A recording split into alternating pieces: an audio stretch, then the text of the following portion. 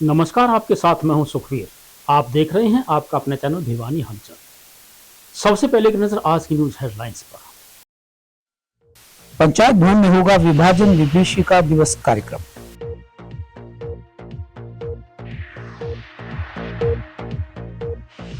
संचार मंत्री ने देश भर के डाक विभाग को किया अपग्रेड। स्वास्थ्य विभाग कर्मचारियों का प्रदर्शन, कहा पर्सनल डाटा चोरी होने का डर। शहर का कोई पार्क नहीं बचेगा जर्जर, सभी कच्ची गलियां होंगी पक्की, कहा विधायक सर्राफ ने। जल भराव के बहाने सरकार व सीएम की खिंचाई, सांसद दीपेंद्र ने। उचाना के विधायक पहुंचे भिवानी, कांग्रेस के संगठन को लेकर ली चुटकी। गांव बडेसरा में जल भराव से किसान परेशान, उपायुक्त से लगाई गुहार। गांव प्रेम नगर को साफ व स्वच्छ रखने के लिए 2 साइकिल रिक्शा रेहड़ी की गई भेंट। अब खबरें विस्तार से। 7 अगस्त को पंचायत भवन में आयोजित किए जाने वाले विभाजन विभीषिका दिवस कार्यक्रम की तैयारी का जायजा लेने के लिए भाजपा के चुनाव प्रबंधक प्रकोष्ठ के प्रदेश संयोजक विशाल सेठ भिवानी पहुंचे। उन्होंने बताया कि यह दिवस उन लाखों लोगों को श्रद्धांजलि देने के लिए मनाया जाता है जिन्होंने 1947 के विभाजन के दौरान अपनी जान गंवा दी थी या विस्थापित हो गए थे। उन्होंने कहा कि यह कार्यक्रम देश के इतिहास और उसके शहीदों के प्रति जिम्मेदारी का प्रतीक है। उन्होंने कहा कि इस दिन प्रदर्शनी व सेमिनार के साथ अनेक कार्यक्रम आयोजित किए जाएंगे। हर वर्ष 14 अगस्त को विभाजन विभीषिका स्मृति दिवस के रूप में मनाया जाता है, लेकिन अब की बार भिवानी में यह कार्यक्रम 7 अगस्त को आयोजित होगा। फरीदाबाद जिले में 14 अगस्त को होने वाले इस कार्यक्रम में मुख्यमंत्री नायब सिंह सैनी मुख्य अतिथि के रूप में उपस्थित रहेंगे। भाजपा के चुनाव प्रबंधक प्रकोष्ठ के प्रदेश संयोजक विशाल सेठ ने कहा कि 7 अगस्त को पंचायत भवन में आयोजित होने वाले कार्यक्रम में जिले के गणमान्य व्यक्ति, जनप्रतिनिधि और पार्टी कार्यकर्ता बड़ी संख्या में शामिल होंगे। उन्होंने कहा कि इस कार्यक्रम के माध्यम से युवा पीढ़ी को देश के इतिहास के एक दुखद अध्याय से अवगत करवाया जाएगा ताकि वे भविष्य में एकता और सद्भाव बनाए रखने के महत्व को समझ सकें। उन्होंने कहा कि इस दिन प्रदर्शनी, सेमिनार और अन्य कार्यक्रम आयोजित किए जाएंगे जिसमें विभाजन से संबंधित दुर्लभ तस्वीरें और दस्तावेज दिखाए जाएंगे। इसके अलावा उन लोगों को सम्मानित भी किया जाएगा जिन्होंने विभाजन का दर्द झेला है। विशाल सेठ ने कार्यकर्ताओं से आह्वान किया कि वे इस कार्यक्रम को सफल बनाने में अपनी पूरी ताकत लगा दें। उन्होंने कहा कि हर कार्यकर्ता को अपने अपने क्षेत्र में जाकर लोगों को इस कार्यक्रम के बारे में जानकारी देनी चाहिए और उन्हें इसमें शामिल होने के लिए प्रोत्साहित करना चाहिए।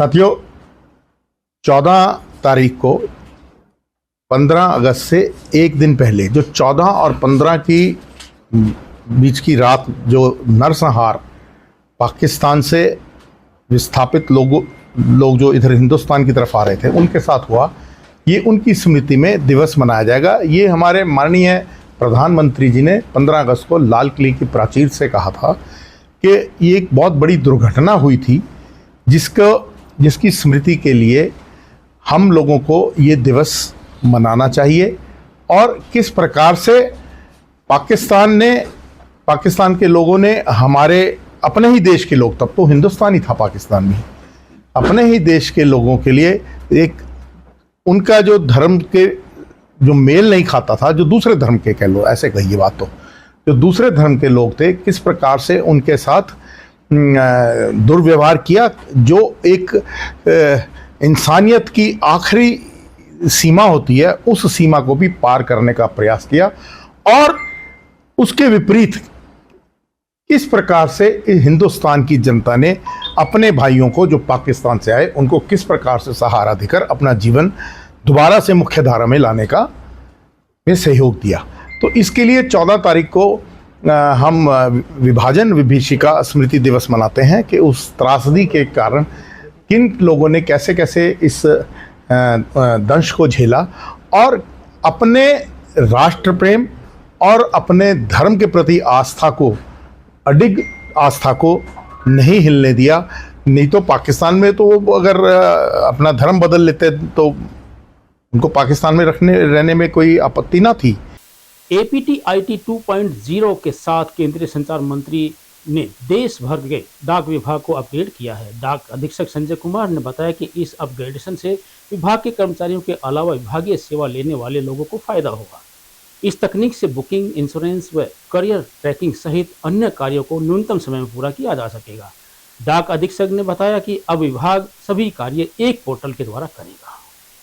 डाक अधीक्षक संजय कुमार ने बताया कि आज से पूरे देश में एपीटी आईटी 2.0 के साथ ज्योतिरादित्य संचार मंत्री ने देश भर के डाक विभाग को अपग्रेड किया है, जिसका लाभ लोगों को मिलेगा।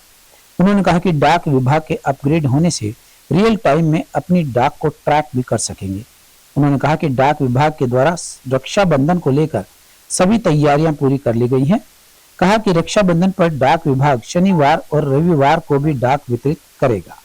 उन्होंने बताया कि अब 4 सॉफ्टवेयर के बजाय एक पोर्टल से डाक विभाग के सारे कार्य होंगे। कैरियर ट्रैकिंग सहित अन्य कार्यों को डाक विभाग जल्द से जल्द चुटकियों में कर पाएगा। नमस्कार, मैं संजय कुमार, अधीक्षक डाकघर भिवानी मंडल। अभी जो है, मैं सबसे पहले तो आपको माननीय हमारे जो मंत्री हैं ज्योतिरादित्य सिंधिया जी, उनका संदेश दिखा रहा हूँ। उनने पूरी टेक्नोलॉजी को बहुत एडवांस किया है अभी, और हर फील्ड में, चाहे वो बुकिंग हो, इंश्योरेंस हो, और चाहे सेविंग स्कीम हो, आम जन जन तक पहुँचाने का बहुत तेजी से प्रगतिपर कार्य चल रहा है। और इसमें मैं बताना चाहूँगा कि 4/8 को आज से एपीटी एडवांस पोस्ट टेक्नोलॉजी का उद्घाटन आज हमने किया है। और 22/7 को ये पहले पायलट प्रोजेक्ट में अम्बाला में शुरू हुआ था, और 4/8 को भी पूरे इंडिया में चालू हो गया है। इसमें मुख्य तौर पर जो रियल टाइम बुकिंग है, जैसे आप आर्टिकल बुक करवाते हो या आर्टिकल डिलीवरी होती है, रियल टाइम पे अपडेट हो जाएगा। पहले हमारे यहाँ पे 3-4 सॉफ्टवेयर अलग अलग चलते थे, जैसे पॉइंट ऑफ सेल है, मैकेमिस है, इंश्योरेंस का काम होता है, सैप है। और अभी क्या है, ये मल्टीपल को एक सिंगल सॉफ्टवेयर में अपडेट कर दिया गया है, सिंगल सॉफ्टवेयर में। और ऑनलाइन सब कुछ ऑनलाइन हो गया है। अभी ऑफलाइन जो प्रोजेक्ट थे उसको ऑनलाइन पे लेके आ गए हैं।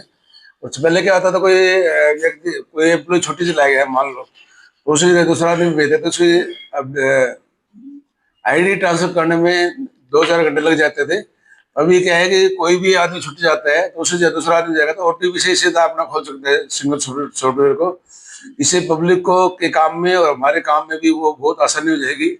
और सबसे खास बात यह है कि इसमें हमारे जो माननीय सीबीएम जी सर हैं, संजय सिंह सर, उनका बहुत अच्छा योगदान है। उन्होंने ट्रेनिंग भी दी है और मार्गदर्शन भी उनका बहुत ज़्यादा रहा है। हमारी माननीय डायरेक्टर मैडम है, डीपीसी मैडम राधिका देवी जी, उनका भी योगदान बहुत ज़्यादा है। मेरा नाम प्रवीण शर्मा, मैं भिवानी से। मैं स्पीड पोस्ट करवाने आया था यहाँ पर। जो मुझे यहाँ पता लगा कि यहाँ पर सर्वर जो है सिस्टम नया किया है और अच्छी चीज़ की है, जिससे हमें बड़ी सुविधा मिलेगी और काफ़ी स्पीड से ट्रैकिंग भी की जाएगी और अच्छी चीज़ है। मैं डाकखाने का बहुत बहुत धन्यवाद करता हूँ ये अच्छी चीज़ करने के लिए। स्वास्थ्य विभाग कर्मचारियों ने सरकार द्वारा लागू किए जा रहे जियो फेंसिंग के खिलाफ प्रदर्शन किया और सीएमओ कार्यालय के बाहर नारेबाजी की। आंकड़ा यूनियन के राज्य प्रधान प्रशांत शर्मा व एमपीएसडब्ल्यू के पूर्व राज्य उप प्रधान सोनू राठी ने कहा कि सरकार ने जियो फेंसिंग लागू करके कर्मचारियों के अधिकारों का हनन किया है। उन्होंने बताया कि विभाग में महिला कर्मचारियों की संख्या ज़्यादा है और महिला कर्मचारी जियो फेंसिंग का प्रयोग करेंगी तो उनका पर्सनल डाटा दूसरों के पास चला जाएगा। यदि सरकार ने इसके प्रयोग करने का दबाव बनाया तो वे आंदोलन तेज करने को मजबूर होंगे। स्वास्थ्य विभाग कर्मचारियों ने जियो फेंसिंग के चलते कार्य छोड़कर सरकार के खिलाफ नारेबाजी की और 1 घंटे का सांकेतिक धरना प्रदर्शन किया। उन्होंने कहा कि यदि समय रहते इस फरमान को वापस नहीं लिया गया तो वे विरोध प्रदर्शन तेज कर देंगे। राज्य प्रधान प्रशांत शर्मा ने कहा कि कर्मचारियों के फोन में अगर जियो फेंसिंग का प्रयोग किया जाएगा तो उनकी पर्सनल जानकारी भी दूसरों के पास चली जाएगी। अगर सरकार चाहती है कि जियो फेंसिंग का प्रयोग करके अटेंडेंस लगाई जाए तो इसके लिए सरकार कर्मचारियों को मोबाइल फोन व डाटा उपलब्ध करवाए, जिससे कि कर्मचारियों की पर्सनल जानकारी सुरक्षित रहे और उसका गलत इस्तेमाल न हो सके। स्वास्थ्य विभाग के कर्मचारी लोगों की सेवा के लिए हमेशा तत्पर रहते हैं, लेकिन इस तरह का फरमान जारी करके कर्मचारियों को तंग किया जा रहा है। अब केवल सांकेतिक धरना प्रदर्शन किया गया है। अगर इस आदेश को वापस नहीं लिया गया तो आंदोलन तेज कर दिया जाएगा। मैं सोनू राठी, पूर्व में राज्य उप प्रधान MPSW एसोसिएशन हरियाणा। जो आज का हमारा 1 घंटे का प्रदर्शन है, 1 घंटे का धरना है। सरकार ने स्वास्थ्य विभाग के ऊपर भाई जियो फेंसिंग प्रणाली अपनाने का एक कानून थोपा है कि वे हर एक कर्मचारी की स्वास्थ्य महकमे के अंदर जो कार्यरत है कि उसकी लोकेशन के आधारित मतलब ये सरकार ने हमारे ऊपर एक कानून थोपा है। हम इस सरकार का जो ये कानून है पूरे हरियाणा के अंदर आज 10 बजे से और 11 बजे तक पूरे हरियाणा में इसके विरोध में प्रदर्शन कर रहे हैं। और सरकार यदि इसको वापस नहीं लेती तो हम भविष्य में जो हमारी तालमेल कमेटी है जिसके अंदर पूरे हरियाणा के हमारे जो कर्मचारी अधिकारी है, जैसे एमओ चिकित्सा अधिकारी है, फार्मासिस्ट अधिकारी है, हमारी बहनें स्टाफ नर्स है, बहुउद्देशीय स्वास्थ्य कार्यकर्ता है, जितनी भी कैटेगरी है हम इनका पुरजोर विरोध करते हैं। और भविष्य में सरकार से हम ये आशा करते हैं कि बातचीत के माध्यम से जो हमारी ये मांगे है ये मान ले, वरना हम इस सरकार का पुरजोर भविष्य में भी विरोध करेंगे। MPHC की राज्य प्रधान, आज का मुद्दा हमारा जियो फेंसिंग को लेकर है। जियो फेंसिंग एक लोकेशन आधारित ऐप है जो सरकार हमें जबरदस्ती थोपने का काम कर रही है कि अपने फोन में डाउनलोड करो, उस ऐप पे 100 मीटर के दायरे में हाजिर लगाओ। अगर हम इसमें अपने फोन में डाउनलोड करके अपनी हाजिर लगा रहे हैं तो हमारा इसमें पर्सनल डाटा जो भी है वो मिसयूज होने का भय है। दूसरी बात हमारी ये है कि जो कोरोना काल था तब हमने जी जान से मेहनत की थी। अगर जियो फेंसिंग लगवाएं तो हर कैटेगरी की क्यों नहीं, एक स्वास्थ्य विभाग की ही क्यों लगाई जा रही है। नर्सिंग एसोसिएशन की प्रेसिडेंट हूँ अनीता देवी। आज हम जो विरोध कर रहे हैं तालमेल कमेटी के अंतर्गत, ये हमारा विरोध सिर्फ जियो फेंसिंग के अगेंस्ट है, जिसमें हमारी सारी इमरजेंसी सेवाएं जारी है। एक शांतिपूर्वक तरीके से सरकार ने जो हमारे मौलिक अधिकारों का हनन किया है और हमारे पर्सनल डाटा को और लोकेशन को जो शेयर करने का आदेश दिया है वो सरासर तानाशाह है एक तरह से, जिसका कि हम विरोध करते हैं।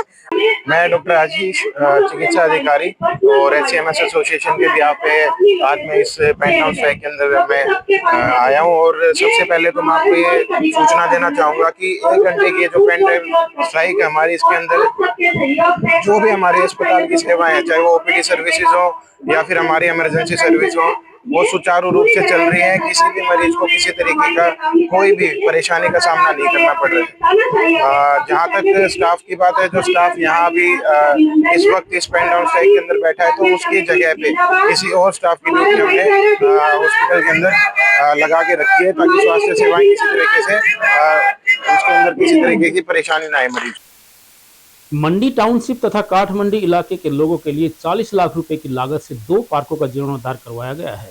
दोनों पार्कों का लोकार्पण विधायक घनश्याम सर्राफ व नगर परिषद चेयरपर्सन प्रतिनिधि भवानी प्रताप सिंह ने किया। इस क्षेत्र के लोग अब पार्क में घूमकर स्वास्थ्य लाभ ले सकेंगे। विधायक घनश्याम ने कहा कि भिवानी का कोई भी पार्क अब जर्जर हालत में नहीं रहेगा। सरकार के द्वारा प्रदेश में चहुमुखी विकास कार्य करवाए जा रहे हैं। वहीं उन्होंने कहा कि सरकार के द्वारा अप्रूव की गई भिवानी की कॉलोनियों की सभी गलियों को शीघ्र पक्का करवाया जाएगा। शहर की मंडी टाउनशिप तथा काठमंडी इलाके के लोगों के लिए राहत भरी खबर है। अब इन इलाकों के लोग सुबह शाम के वक्त आराम से पार्क में घूम पाएंगे। काठमंडी और मंडी टाउनशिप के चारों पार्कों का जीर्णोद्धार कार्य पूरा होने पर विधायक घनश्याम सर्राफ व नगर परिषद के चेयरपर्सन प्रतिनिधि भवानी प्रताप सिंह ने कहा कि उक्त इलाके में यह समस्या पिछले कई दिनों से बनी हुई थी। अब पार्कों के जीर्णोद्धार से काठमंडी व मंडी टाउनशिप के विकास को पंख लग गए हैं। उन्होंने कहा कि विकास कार्यों के लिए सरकारी खजाने लबालब हैं, बशर्ते वे सार्वजनिक कार्य लेकर आएं। प्राथमिकता के आधार पर सार्वजनिक कार्यों को करवाए जाने के लिए प्रस्ताव तैयार करवाकर कार्य शुरू करवाए जा रहे हैं। सरकार प्रदेश का चहुमुखी विकास करवा रही है। खासकर भिवानी जिले के विकास कार्य प्राथमिकता के आधार पर करवाए जा रहे हैं। वहीं नगर परिषद के चेयरपर्सन प्रतिनिधि भवानी प्रताप सिंह ने कहा कि शहर के किसी भी इलाके के पार्क को जर्जर नहीं रहने दिया जाएगा। अधिकांश पार्कों का जीर्णोद्धार करवा दिया गया है, बाकी जो बचे हैं उन पार्कों के जीर्णोद्धार की प्रक्रिया जारी है। आज मंडी टाउनशिप के ये पार्क हैं, इनका हमने नवीनीकरण करके सुधारीकरण कर दिया है। तो उसके बाद हम काम पूरा होने के बाद इनमें नगर परिषद के चेयरपर्सन और मेरा नाम से ये पत्थर लगाए जा रहे हैं। मैं सभी साथियों का, मंडी के सभी जो आदमी रहते हैं इसमें, उन सब का हृदय की गहराई से धन्यवाद करता हूँ। भाई भवानी प्रताप जी मेरे साथ हैं, चेयरपर्सन प्रतिनिधि, और सुभाष तंवर जो हमारे पार्षद हैं वे भी हमारे साथ। तो हम सब लोग मिलके ये काम बखूबी कर रहे हैं। इससे समाज को, प्रत्येक व्यक्ति को जो घूमने की एक आदत डलवाई है, वो उसमें कोई उनको दिक्कत ना आए, इसके लिए ये काम किया जा रहा है। 4 पार्कों का काठमंडी टाउनशिप में पार्कों का निर्माण करवाया था, उसका आज उद्घाटन के लिए आए थे। माननीय विधायक जी के शुभ हाथों से हमने उद्घाटन कार्य संपन्न कराया। पहले पार्कों की स्थिति बड़ी खराब थी, दीवार टूटी हुई थी, और क्षतिग्रस्त हालत को ठीक करते हुए इसका जीर्णोद्वार का कार्य हमने संपन्न किया है। जो कि अलग अलग पार्क के एस्टिमेट करीब 40 लाख की लागत का हमारा कार्य संपन्न हुआ है। और कुछ एक छोटी मोटी समस्याएं यहाँ क्षेत्र की थी, तो उन समस्याओं का जल्द से जल्द हम दूर करने का कार्य करेंगे। एक करीबन 40 लाख की लागत से हमारे चारों पार्क का कार्य संपन्न हुआ है, और ग्रीन बेल्ट का कार्य था, और कुछ एक छोटी मोटी गली का भी कार्य यहाँ पे हमने देखा है, उसको बहुत जल्द हम पूरा करने का काम करेंगे। रात के समय कई जगह ऐसी होती है, कहीं झील बन जाती है, कहीं गली बैठ जाती है, तो छोटी मोटी समस्याओं को रिपेयरिंग में लेकर के प्रत्येक वार्ड का हमने शहर के अंदर लगभग 10 लाख रुपए के 31 वार्डों में प्रत्येक वार्ड का टेंडर हमने लगा रखा है। कार्य हमने लौट कर रखा है, कार्य में चल भी रहे हैं। वार्ड नंबर 17 में 4 पार्कों का नवनिर्माण हुआ है, तो आज उनका उद्घाटन करने आए हैं। माननीय घनश्याम सराफ जी हमारे भिवानी के विधायक हैं, और चेयरमैन भवानी प्रताप जी भी, और यहाँ के मंडी टाउनशिप के सभी गणमान्य बुजुर्ग और साथी, और काठमंडी के लोग भी सभी आए हुए हैं। तो चारों पार्कों का आज उद्घाटन कर दिया गया है, क्योंकि काफी वर्षों से, सालों से नहीं, काफी वर्षों से यहाँ पर एक भी नहीं लगाई गई थी, क्योंकि जो डैमेज स्टार्टिंग में जब उड्डाने बना कर दिए थे काफी वर्षों पहले, 20-25 साल पहले, उसके बाद इनकी कभी कोई मरम्मत नहीं हुई थी। तो आज इनकी चारों पार्कों की मरम्मत कर दी गई है, और बड़े अच्छे सुंदर पार्क बने हैं। तो मैं तो धन्यवाद करना चाहूँगा माननीय विधायक जी का और चेयरमैन साहब का, और सब आम जनता का, सबका सहयोग रहा, और इतने अच्छे सुंदर अच्छे पार्क बन गए। और भी जो बीच में रह गई, कोई एक आधा पार्क रह गया, वो भी जल्द ही दूर करने का। भिवानी के जल भराव वाले गांव का निरीक्षण करने पहुंचे कांग्रेस सांसद दीपेंद्र हुड्डा ने सरकार व सीएम पर निशाना साधा। उन्होंने कहा कि गांव में बाढ़ जैसे हालात बने हुए हैं, इसके बावजूद विधायक व सांसद को इनकी कोई चिंता नहीं है। उन्होंने हरियाणा प्रदेश में बिगड़ती कानून व्यवस्था को लेकर सरकार पर आरोप लगाए। सांसद दीपेंद्र ने कहा कि खेतों के साथ साथ गांव के घरों व स्कूलों में पानी भर चुका है। उनके साथ निरीक्षण करने पहुंचे सांसद जयप्रकाश ने किसानों के मुआवजे की मांग का मुद्दा लोकसभा में उठाने की बात कही। भिवानी जिले के जल भराव वाले गांव में निरीक्षण करने पहुंचे कांग्रेस सांसद दीपेंद्र हुड्डा ने सरकार व सीएम पर सीधा निशाना साधा। गौरतलब है कि भिवानी जिले के भवानीखेड़ा हलके के अधिकतर गांवों में बार बार हो रही बारिश से बाढ़ जले हालात बने हुए हैं। इसको लेकर कांग्रेस सांसद दीपेंद्र हुड्डा सांसद जयप्रकाश के साथ बनाना, तालू, पूर्व, सिवाड़ा, मुंडाल आदि गांवों में पहुंचे। उन्होंने जल भराव से पीड़ित किसानों से मुलाकात भी की। इसके बाद जल भराव व बिगड़ी कानून व्यवस्था को लेकर सीएम व सरकार पर जमकर निशाना साधा। दीपेंद्र हुड्डा ने कहा कि भिवानी जिला बाढ़ जैसे हालात बन गए हैं, पर यहाँ की सिंचाई मंत्री, सांसद व विधायक दौरा करने तक नहीं आए। उन्होंने कहा कि सीएम नायब सिंह सैनी कहते हैं कि बाढ़ तो अमेरिका में भी आती है, जो उनके राहत देने वाले कर्तव्य को भुलाता है। दीपेंद्र हुड्डा ने कहा कि ये फसल बर्बाद हो गई है और गेहूं की बिजाई भी संभव नहीं है। ऐसे में सरकार को इस और अगली फसल के नुकसान का प्रति एकड़ 50-50 हजार रुपए मुआवजा देना चाहिए। आज आज भिवानी जिले में कई गांव में जो बाढ़ग्रस्त गांव हैं, जो जल भराव जिनमें काफ़ी ज़्यादा नुकसान हुआ है, आज उनमें हमने जाकर स्थिति देखी। बहुत से गांव हैं, अभी हम तालू गांव में हैं, दनाना, तालू, पुर, सिवाड़ा, बहुत से बीताथल, बहुत से ऐसे गांव हैं जिनमें बड़ा व्यापक नुकसान हुआ है और काम पानी खड़ा और 1 महीने से खड़ा है, लेकिन अभी तक प्रशासन की तरफ से कोई राहत नहीं दी गई, सरकार की तरफ से कोई पुख्ता कदम नहीं उठाया गया। यहाँ तक कि इतनी असंवेदनशीलता इस सरकार ने दिखाई है कि किसी सरकारी नुमाइंदे ने अभी तक इन गाँव में अपना दौरा भी नहीं रखा, जबकि ना सिर्फ इस क्षेत्र से, जो इस महकमे की मंत्री हैं वो भी इस क्षेत्र से हैं और सांसद भी इसी क्षेत्र से सरकार में। इसके विपरीत जो सत्ता में बैठे लोग हैं उन्होंने लोगों के प्रति एक सहानुभूति दिखाने की बजाय इस तरह के बयान आ रहे हैं, जैसे नायब सैनी जी का बयान आया कि बाढ़ तो अमेरिका में भी आती है। तो इस तरह के बयान का क्या अर्थ है? यानी कि लोगों को राहत देने की जो उनका कर्तव्य है उसको भूल जाए हम। ना तो हम एक गांव में गए, ना तो गांव में पानी को निकालने के लिए अभी अस्थायी रूप से कम राहत देने के लिए, समाधान करने के लिए कोई प्रबंध किए गए हैं।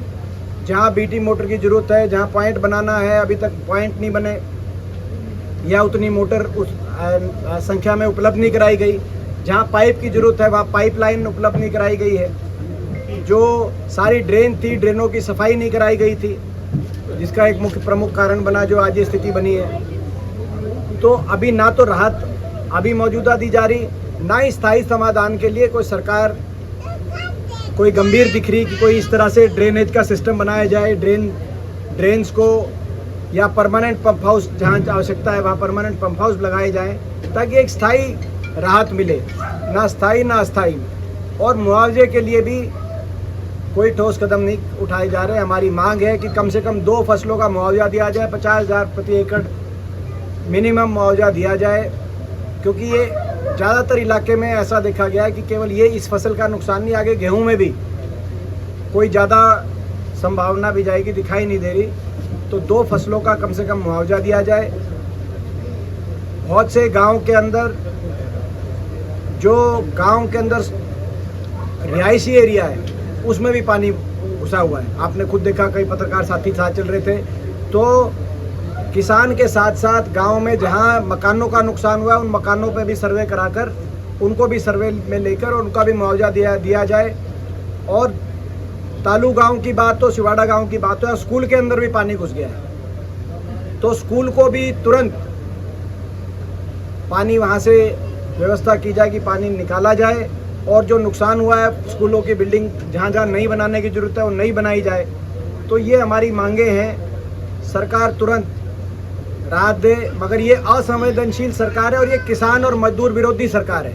ये ग्रामीण विरोधी सरकार भी दिखाई दे रही है, क्योंकि इतने गाँव में इतना बड़े व्यापक स्तर पर नुकसान हुआ हो और एक जगह भी कोई सरकार का चुना हुआ जो विधायक है वो यहाँ पे बीजेपी के विधायक है। जैसे मैंने कहा कि ना मंत्री, ना विधायक, ना सांसद, ना मुख्यमंत्री, कहीं कोई दिखाई नहीं दिया। भिवानी के श्री लाल महादेव अखाड़े वाले बाबा मंदिर में चल रहे भागवत कथा में शिरकत करने के लिए उचाना के विधायक देवेंद्र अत्री भिवानी पहुंचे। उन्होंने कहा कि हम सभी सनातनियों को इस तरह के पूजा के कार्यक्रम करते रहना चाहिए। कांग्रेस पार्टी के द्वारा जिला अध्यक्ष की घोषणा के दावे पर उन्होंने कटाक्ष करते हुए कहा कि कांग्रेस की स्थिति मुद्दा विहीन है। सरकार क्राइम को रोकने का प्रयास कर रही है और अपराधियों की किसी भी सूरत में बख्शा नहीं जाएगा। जींद के उचाना विधानसभा के विधायक देवेंद्र अत्री श्री लाल महादेव अखाड़े वाले बाबा मंदिर पहुंचे और यहां चल रही भागवत कथा में शामिल हुए और पूजा अर्चना की। विधायक देवेंद्र अत्री ने कहा कि हम लोग सनातन धर्म से हैं तो हमें पूजा अर्चना करनी चाहिए। यहाँ भागवत कथा है तो इस तरह के आयोजन होते रहने चाहिए, निरंतर धार्मिक कार्यक्रम करने चाहिए। उन्होंने कहा कि सभी लोग धर्म के काम में आगे आएं। धर्म से लोगों को सेवा का मौका मिलता है। मैं विधायक हूं और मुझे सेवा का मौका मिला है, यह मेरे लिए सौभाग्य की बात है। उन्होंने कहा कि भाजपा सरकार नशे के खिलाफ अभियान चलाकर आगे बढ़ रही है। लोगों को जागरूक करने का प्रयास भी किया जा रहा है। युवा खेल व पढ़ाई की तरफ आगे बढ़ें। योग भी किया जाना चाहिए। आज अंतर्राष्ट्रीय स्तर पर योग हमारी पहचान बना हुआ है। देवेंद्र अत्री ने कहा कि कांग्रेस आज हाशिए पर है। सबको पता है कि आज स्थिति क्या है। कांग्रेस मुद्दा विहीन है। उन्होंने कहा कि सीईटी परीक्षा के दौरान सरकार की व्यवस्था देख ली गई है। सीईटी में बहुत बढ़िया प्रबंध किए गए। गरीब से गरीब व्यक्ति जो नौकरियों के लिए तरसते थे, उनके बच्चे आज बड़े बड़े पदों पर नौकरी कर रहे हैं। आज हर व्यक्ति भाजपा से जुड़ना चाहता है। देखिए, सावन का महीना और मैं सौभाग्यशाली हूँ कि मुझे आज भिवानी की पावन धरा पर हमारे इस भव्य मंदिर लाल महादेव मंदिर में मुझे पूजा अर्चना करने का सौभाग्य प्राप्त हुआ है। तो मैं सौभाग्यशाली मानता हूँ और बहुत सौभाग्य है। अगर बात की जाए तो क्योंकि सरकार भी जो इस प्रकार से धर्म संस्कृति इन चीज़ों को बढ़ावा दे रही है, परंपराओं को बढ़ा दे रही है।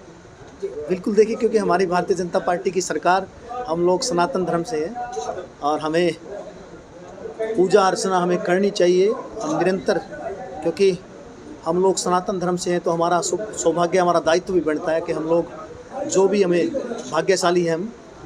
और इस तरह के आयोजन, जैसे आज यहाँ भागवत कथा है, तो हम सब भाग्यशाली मानते हैं कि हमें मौका मिलता है और हम लोग भागवत, इन महान ग्रंथों को हम याद कर पाते हैं। और मैं सौभाग्यशाली मानता हूँ कि मुझे आज इस पुरातन, सबसे बहुत प्राचीन मंदिर में आज मुझे आने का मौका मिला है और भगवान की पूजा करने का मौका मिला है। देखिए, बिल्कुल हमें पूजा निरंतर हमें, क्योंकि मैं फिर कहूँगा कि क्योंकि हम सनातन धर्म से हैं, वैसे हम सब धर्मों को मानने वाले लोग हैं और हमारी सरकार, हमारी जो भारतीय जनता पार्टी है, सब धर्मों को मानने वाली पार्टी है। तो निरंतर हमें धर्म के काम में आगे बढ़ना चाहिए, धर्म के काम में, क्योंकि इससे समाज सेवा का भी एक मौका मिलता है व्यक्ति को। समाज सेवा निरंतर करनी चाहिए और धर्म के आगे, धर्म के जितने आप आगे बढ़ेंगे, धर्म के काम करेंगे, उतने ही हम तो कम से कम परम सौभाग्य मानते हैं कि हमें इस तरह के आयोजन में, इस तरह के कार्यक्रम में, इस तरह की पूजा अर्चना में जाने का मौका मिलता है। तो मैं तो लोगों से अपील करूँगा, भिवानी क्योंकि हमारा सटता हुआ, जींद से सटता हुआ ही ज़िला है, तो मैं समस्त भिवानी वासियों से अपील करूँगा कि धर्म के काम में आगे बढ़ें। धर्म में आस्था अच्छी होती है और क्योंकि हमारा दायित्व भी बनता है, हमारा फ़र्ज़ भी है, निरंतर धार्मिक कामों में रुचि दिखाएं, धार्मिक कामों में आगे बढ़ें। धर्म लोगों की सेवा का मौका मिलता है। हमें भी, जैसे आज हम लोग विधायक हैं लेकिन हमें सेवा का मौका मिला है, तो हमें सेवा करनी चाहिए निरंतर और समाज के बीच में रह के, जितने भी, चाहे वंचित समाज है, चाहे, हमारा दायित्व भी बनता है और हमें परम सौभाग्य है कि मैं इस जगह पहुँचे हैं और हमें सेवा का मौका मिला है। भिवानी जिले के गांव बडेसा के किसान भारी बारिश से बुरी तरह से प्रभावित हुए हैं। उनके खेतों में 5-5 फीट पानी भर चुका है। जल भराव के कारण फसलें बर्बाद हो चुकी हैं। अपनी समस्या को लेकर ग्रामीण हरियाणा कांग्रेस सेवा दल के पूर्व कार्यकारी अध्यक्ष अशोक काद्यान के नेतृत्व में समाधान शिविर में पहुंचे और जल भराव निकासी के प्रशासन से मांग की। उन्होंने जन स्वास्थ्य विभाग के एसडीओ को जल भराव की स्थिति के लिए जिम्मेदार ठहराया। मानसून की भारी बारिश से बडेसा के किसान बुरी तरह से प्रभावित हुए हैं और उन्हें भारी आर्थिक नुकसान उठाना पड़ रहा है। स्थिति को देखते हुए हरियाणा कांग्रेस सेवा दल के पूर्व कार्यकारी अध्यक्ष अशोक काद्यान के नेतृत्व में सोमवार को बड़ी संख्या में ग्रामीण समाधान शिविर में पहुंचे। अशोक काद्यान ने कहा कि खेतों में पानी भर जाने से किसानों की फसलें पूरी तरह से बर्बाद हो गई हैं। उन्होंने उपायुक्त से आग्रह किया कि इस समस्या का तुरंत समाधान किया जाए ताकि उन्हें और ज्यादा नुकसान न उठाना पड़े। काद्यान ने कहा कि गांव बडेसा के खेतों से बाढ़ का पानी निकालने के लिए एक बीटी पंप लगाया गया था तथा लगभग 4 किलोमीटर की पाइपलाइन बिछाई गई थी, जो कि बहुत ही घटिया किस्म के पाइप लगाए गए थे। अब वह लाइन बार बार जगह जगह से फट रही है। एक मोटर भी जल चुकी है। विभाग के एसडीओ को बार बार सूचित करने पर भी कोई कार्यवाही नहीं की जा रही। आज ज्ञापन दिया जा रहा है, किस मांगों को? आज हम डीसी साहब से मिलेंगे। हमारे गांव बडेसरा में, बडेसरा से मेम रोड के ऊपर कम से कम सैकड़ों एकड़ में 5-5 फुट पानी का जल भराव है और वहां प्रशासन की कोई व्यवस्था नहीं है पानी निकालने की। हमारी फसलें खराब हो चुकी हैं और अगली फसल हमारी बूझ है, इसलिए हम आज डीसी साहब से निवेदन करेंगे कि हमारा पानी उतरवाया जाए और वहां पर स्थायी व्यवस्था की जाए जिससे हमारा पानी निकल सके। इस विषय में हम मिल रहे हैं। और 2023 में वहाँ एक बीटी पंप लगाया गया था, उसमें उस समय बिल्कुल नकली पाइप लगा दिए, नकली मोटर लगा दी, एक मोटर जल चुकी है, पूरी लाइन फट चुकी है। उसके विषय में भी हम कहेंगे कि इसकी विजिलेंस जांच हो। आज हम डीसी साहब से मिलेंगे और सीएम साहब को भी इसका ज्ञापन भेजेंगे। क्या मामला है? क्या मामला जी? 250-300 किला में पानी भरया है, कोई पानी नहीं उतरता। पहला मोटर टेक की लाइन दबी, सारे डुप्लीकेट पाइप, एक मोटर जल ली, जाके जीरी लुआ रखी है, वह डूब गई। बीमारी फैलना खतरा है। ताकि गवर्नमेंट हमारा खर्चा पानी तो दो, कम से कम 50,000 रुपये खर्चा हो रहा है। पहले कई बार दे लीजिए, नारी महकमे को पानी निकालने वाले को कोई सुविधा नहीं हो रहा जी। जहाँ करवाएंगे कोई नहीं। शिक्षा, संस्कार, स्वच्छता और पर्यावरण की रक्षा को समर्पित ग्राम विकास एवं शिक्षा समिति ने प्रेम नगर को साफ व स्वच्छ बनाने के लिए ग्रामीणों की बैठक ली। ग्रामीणों को संबोधित करते हुए समिति के प्रधान आजाद सिंह ढांडा ने युवाओं से स्वच्छता अभियान में भाग लेने की अपील की। इस अवसर पर गांव को स्वच्छ बनाने वाले सफाई कर्मचारियों को सरपंच राजेश कुमार और समिति प्रधान ने सम्मानित किया। गांव प्रेमनगर को साफ व स्वच्छ बनाने के लिए समिति के प्रधान आजाद सिंह ढांडा और सरपंच राजेश कुमार ने संयुक्त रूप से सफाई कर्मचारियों की सुविधा के लिए ग्राम विकास एवं शिक्षा समिति की तरफ से 34,000 रुपए की लागत के कूड़ा करकट उठाने वाली 2 नई साइकिल रिक्शा रेहड़ी भेंट की। कार्यक्रम में समिति के महासचिव एवं पूर्व प्राचार्य रमेश बोरा ने ग्राम वासियों को स्वच्छता शिक्षा में गुणात्मक सुधार और सामाजिक कार्यों में बढ़ चढ़कर भाग लेने की शपथ दिलाई। गांव के सरपंच राजेश कुमार ने सफाई कर्मचारियों को सम्मानित करने और 2 नई साइकिल रिक्शा रेहड़ी भेंट करने के लिए ग्राम विकास एवं शिक्षा समिति का आभार जताया। गांव के विकास के लिए, गांव को साफ और सुंदर बनाने के लिए ग्राम विकास और शिक्षा समिति का गठन किया था। हमारी ग्राम और शिक्षा समिति लगातार पिछले 2 वर्षों से स्वच्छता के लिए, गांव की सुंदरता के लिए, शिक्षा में गुणात्मक सुधार के लिए, जल संरक्षण के लिए, पर्यावरण बचाने के लिए दिन रात प्रयास कर रही है। और मैं इसके बारे में सभी ग्रामीणों को, शिक्षा समिति के सभी सदस्यों का आभार प्रकट करता हूं। और इसी कड़ी में आज हमने हमारी ग्राम शिक्षा समिति की तरफ से इन 2 सफाई करने वाले कर्मचारियों को, जिनके पास कोई रेहड़ी नहीं थी, उनको हमने कचरा उठाने की रिक्शा साइकिल दी है, ताकि गांव का जो विकास है वो द्रुत गति से चल सके। गांव पिछले 2 साल से बड़े लगन से स्वच्छता अभियान में लगा हुआ है और आज ये हमारे रिटायर्ड प्रिंसिपल साहब के भरसक प्रयास के साथ 2 रेहड़ी सफाई के लिए आज हमने दोनों हमारे गांव के स्वीपर हैं इनको दी हैं। और मैं चाहूंगा कि आगे सफाई का काम गांव में रेहड़ी की वजह से ना रुके, अगर और जरूरत होगी तो और भी देंगे। और अब चलते चलते अमेरिकी राष्ट्रपति डोनाल्ड ट्रंप द्वारा शुरू किए गए टैरिफ वार की पृष्ठभूमि में प्रधानमंत्री नरेंद्र मोदी ने अपने संसदीय क्षेत्र वाराणसी की जनसभा में जिस तरह से स्वदेशी का बिगुल फूका, वह बेहद महत्वपूर्ण और समय अनुकूल है। दरअसल ट्रंप ने भारतीय उत्पादों पर 25% टैरिफ और रूस से तेल खरीदने के कारण जुर्माना लगाने की घोषणा तो की है। रूस और भारतीय अर्थव्यवस्थाओं को उन्होंने मृत अर्थव्यवस्थाएं भी कहा है, जो बेहद हैरान करने वाला है। प्रधानमंत्री मोदी ने अपने संसदीय क्षेत्र से कहा कि जो भारत के हित में होगा वही सरकार करेगी। इसे अमेरिकी राष्ट्रपति ट्रंप को दिया गया जवाब माना जा रहा है। सरकार ने रूस से कच्चे तेल की खरीद के मामले में भी यह स्पष्ट कर दिया है कि ट्रंप की धमकियों के बावजूद भारत रूस से कच्चे तेल की खरीद जारी रखेगा। भारत की नीति में कोई बदलाव नहीं हुआ है। रूस के साथ भारत के तेल अनुबंध लंबे समय से हैं और इन्हें रातों रात रोकना संभव नहीं है। वैश्विक अस्थिरता के बीच स्वदेशी के महत्व को रेखांकित करते हुए प्रधानमंत्री ने स्पष्ट किया कि हमारे किसान, लघु उद्योग और हमारे नौजवानों के रोजगार और उनके हित हमारे लिए सबसे ऊपर है। उन्होंने नागरिकों, राजनीतिक दलों तथा उद्योग व व्यापार जगत से वोकल फॉर लोकल और मेक इन इंडिया को बढ़ावा देने का आग्रह किया। दुनिया के देश अपने अपने हितों पर ध्यान दे रहे हैं। ऐसी स्थिति में जब भारत दुनिया की तीसरी अर्थव्यवस्था बनने जा रहा है, तब हमें भी अपने आर्थिक हितों को लेकर सजग रहना पड़ेगा। और अंत में फिर से एक नजर आज की न्यूज हेडलाइंस पर।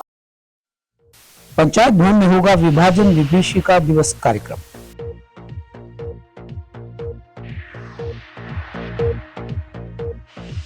संचार मंत्री ने देश भर के डाक विभाग को किया अपग्रेड। स्वास्थ्य विभाग कर्मचारियों का प्रदर्शन, कहा पर्सनल डाटा चोरी होने का डर। शहर का कोई पार्क नहीं बचेगा जर्जर, सभी कच्ची गलियां होंगी पक्की, कहा विधायक सर्राफ ने। जल भराव के बहाने सरकार व सीएम की खिंचाई, सांसद दीपेंद्र ने। उचाना के विधायक पहुंचे भिवानी, कांग्रेस के संगठन को लेकर ली चुटकी। गांव बडेसरा में जल भराव से किसान परेशान, उपायुक्त से लगाई गुहार। गांव प्रेम नगर को साफ व स्वच्छ रखने के लिए 2 साइकिल रिक्शा रेहड़ी की गई भेंट। अब मुझे दीजिए इजाजत, देखते रहिए आपका अपना चैनल भिवानी हलचल।